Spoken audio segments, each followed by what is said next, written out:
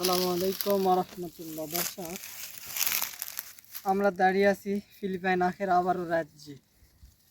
আপনাদেরকে আজকে দেখাবো যে প্রথম অবস্থায় আপনি যদি ফিলিপাইন আখ চাষ করেন, সেখান থেকে আপনার সর্বোচ্চ আমরা ধরি 4টা-5টা করে হবে। যদি 1000 পিস বীজ রোপণ করেন 5000 পিস হয়ে থাকে। তো আজকে আপনাদেরকে দেখাবো যে প্রথম অবস্থায় কাটলেন 5000, কিন্তু পরের বছর কীরকম হবে। দেখেন, 1 2 3 4 5 6 7 8 9 10 11 12 13 14 15, একটা থোক থেকে 15টা। দেখেন, গত বছর হয়েছে 6টা, এবছর সেখান থেকেই হয়েছে 15টা।